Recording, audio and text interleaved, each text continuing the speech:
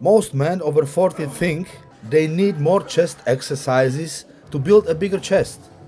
I think they are solving the wrong problem. Hi everyone, welcome back to the channel. I am currently 14 weeks out from my bodybuilding competition, and today's workout is chest, shoulders and triceps. But this video isn't really about today's workout. It's about one of the biggest mistakes I see men over 40 making when they are trying to build a bigger chest. Most people think the answer is simple. Train harder, do more sets, lift heavier. In reality, many people stop making progress because they are training with their ego instead of training the muscles they are actually trying to grow. While I take you through today's session, I'll explain how I approach chest training to maximize muscle growth while keeping my shoulders healthy enough to train consistently year after year. I always begin with a heavy compound movement.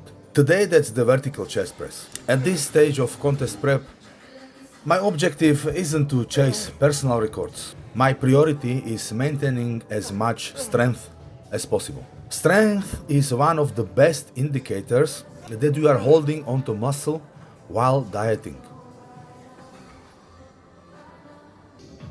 Notice that every repetition is controlled. I'm not bouncing the weight or shortening the range of motion just to move the plates. I want the chest doing the work, not my joints, not momentum. One lesson I learned over decades of training is this: the muscle doesn't know how much weight is on the machine. It only knows how much tension you are creating. Next is incline chest press. One of the biggest mistakes I see is lifters turning an incline press into a shoulder exercise. The front delts end up doing most of the work because the shoulders roll forward and the chest never fully shortens. I keep my shoulder blades pulled back into the pad, maintain a stable upper back, and focus on driving my elbows through the movement rather than simply pushing the handles. Small technical improvements repeated over hundreds of workouts produce far better results than constantly changing exercises.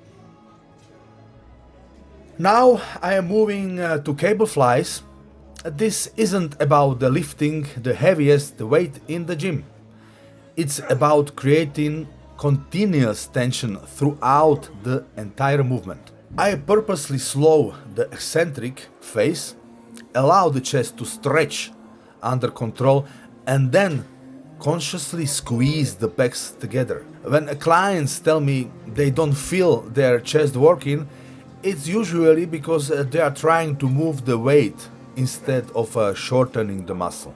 Learning to feel the target muscle is a skill, and like any skill, it improves with practice.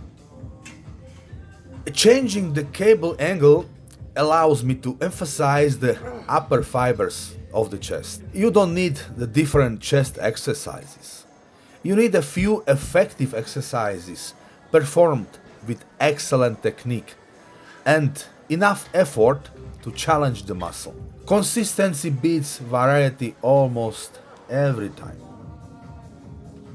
Shoulders are next. I see people swinging dumbbells far too often.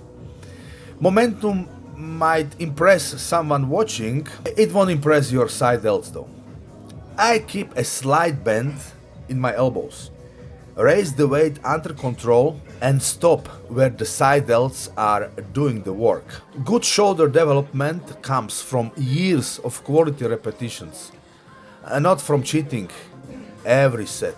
If I can have one suggestion here, when you're lifting the dumbbells, also try to lift your pinkies up. You will target more medial head.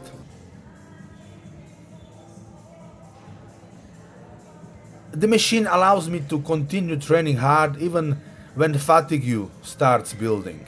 Because the movement is stable, I can focus entirely on contracting the side delts. This is something I encourage many of my online clients to do. Choose exercises that let you train the muscle safely and consistently. The best exercise is often the one that allows you to make progress for years, not just for one impressive workout. I finish with 3 triceps exercises: V-bar pushdowns, dumbbell overhead extensions, and underhand pushdowns. Each movement challenges the triceps slightly differently, giving complete development through different joint positions. Notice that even this far into contest prep, I'm still training with intent.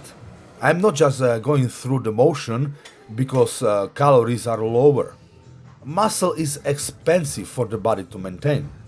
So if you stop giving your muscles a reason to stay, your body will eventually let them go. So that's why my training intensity stays high throughout preparation. The lesson from today's workout is simple.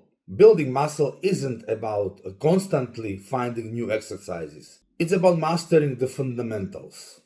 Use good technique, train with intensity, recover properly, stay consistent. That's exactly the approach I'll continue using over the next 14 weeks as I prepare for the stage. If you are over 40 or over 50 and you would like to build muscle, lose body fat, and train with a structured plan that fits your lifestyle, I'd love to help.